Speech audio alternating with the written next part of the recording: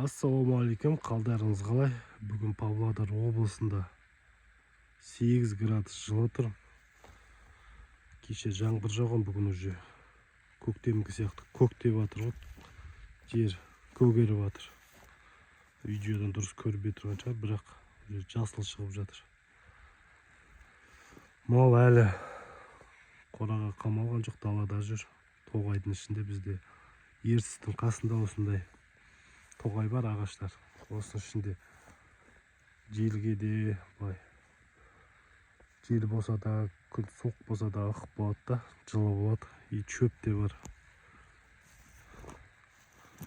Мынау алдында алған бірінші категория бұзаулар, ақбас. Таза бірінші категория бұлар.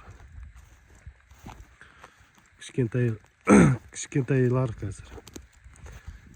Осы ақбастар былтыр өсіргенбіз, осылай кішкентай болып тұрады да, жазға қарай резко өсіп кете ма, сондай тұқым осындай осылай кішірейіп тұрады да. Бірден қалай өскенін білмей қаласың. Бұзауы да кішкентай болады да, сол дереу өседі ғой, сүт еміп жүрген кезде. Оны биылғы подсосны 2025-тің подсосны бұзаулар. Құлағында көрдіңіздер ме, жасыл сырғасымен.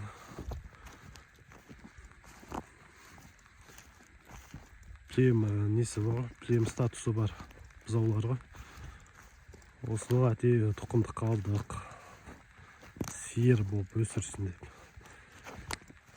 Құдай қаласа бір жыл ұстасақ, келесі жыл туады ғой бұлар. Қазір уже қысқа жаңа жылдан кейін бір жасқа тола ма? 7-8 айлықтарға, 9 айлықтар да бар. Осындай 17 бас алдық. 17 бас тұқымдыққа алғанбыз. Өзіме ақбас ұнайды. Қыста да тоңбайды, бұлай төзімді малды. И аппетиті да жақсы, жей береді. Не салсаң да жей береді.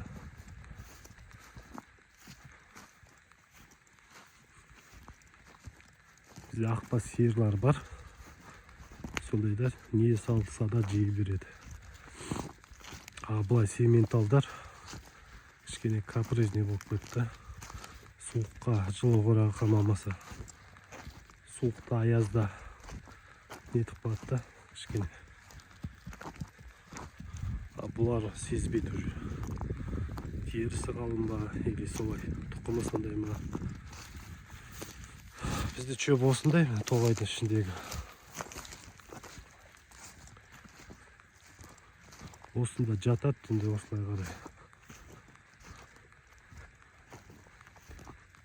Таңертең кешке қарап тұрамыз.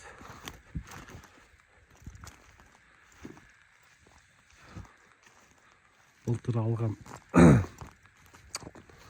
тоже тұқымдық қалған ақбас бұқа бар и ангус бар, ангус бұқа. Ангус бұқа уже 1,5 жасар болды уже. Сол 2 бұқа жүр, Алла қаласа келесі жылдары ангус бұзау көреміз бе деп жүрміз. Осы сементал мен ақбасқа ангусты қосып шатастырып, негіз өзіме сементал бұқа ұнайды, сементал. Бірақ осы ангусты биыл көректедік, мен ангус тұр. Бұл екінші категория.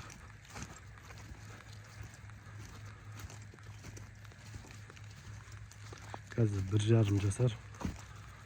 Қысқа қарай уже жемдеп, көктемге дайындау керек қой сиырға. Осындай тоже бір ақбас бұқа бар.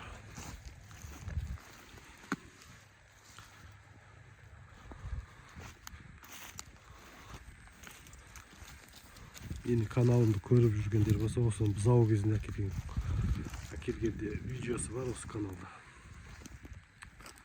қалай өсіпті комментарийға жазып кетіңіздер.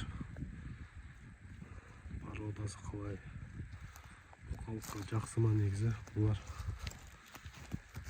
Біреулер айтады жазда ыстықта шыдамайды деп.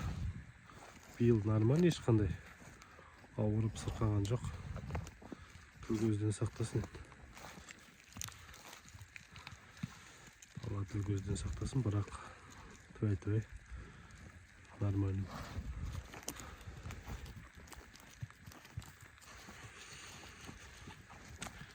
Бізде көбісі сементал сиырлар ғой, осында сементал. Сүтті көп береді. И бұзауы үлкен болады да бұлар. Онда сементал, таза сементал емес, бірақ ірі сиырлар. Ақбас бар сементал тұқымды ғой. Осындай күн бізде өте жылынып кетті. 8 градус, плюс 8 градус. Түнде -1, -2. Малдар уже үйге бармай тұр ғой, үйге. Жылда осы уақытта аяз болып, қар болып кетіп жүреді. Малдар үйге қашып жүреді. Қазір вообще уже биылғы төлдер ғой. Былтыр ақбас, сементал бұқа жүрді ғой. Соның төлдері.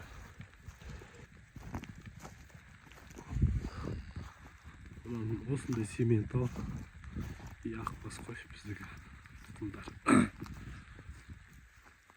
Алла қаласа, ана бұзауларды өсірсек осындай ақбас сиырға жеткізу керек қой. 1-2 жылда.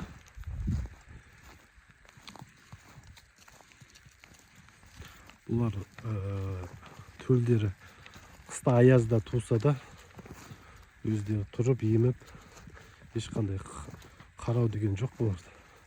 Қатып қалу деген. Сементалдардың бұзаулары болса қарап қыста жылы қораға кіргізесің ғой. Бұлар төлдері 10-15 минуттан кейін өздері еміп, уже аяғына отты қылып жүріп кетеді да.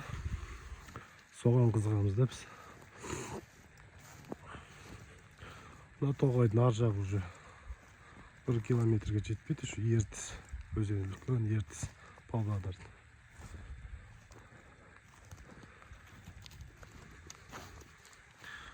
Сіздерде қалай болып тұр ауа райы? Өскемен жақ қар деп жатыр. Бірақ бізде әлі жылы.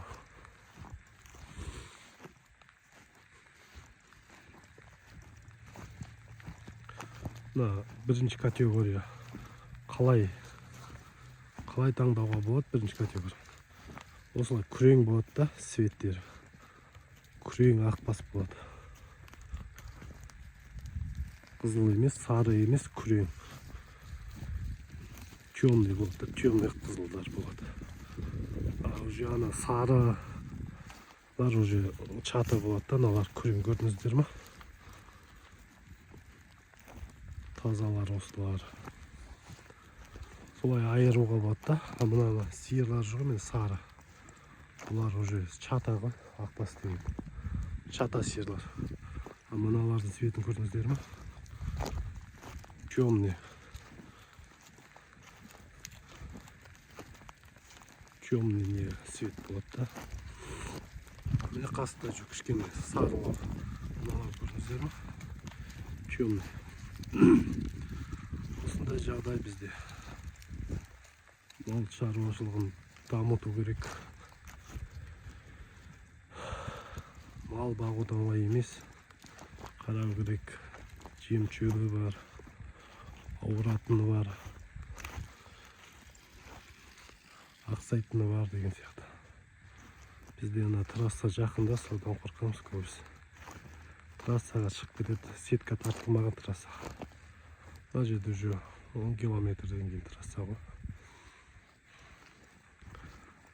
Бұлай емен еркін осылай қарай жайылып жүреді. Уже ары қарай барса Ертіс өзені, одан өте алмайды.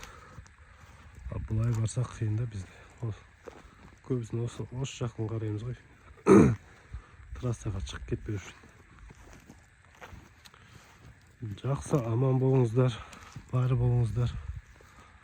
Малдарыңыз өсе берсін, дами берсін.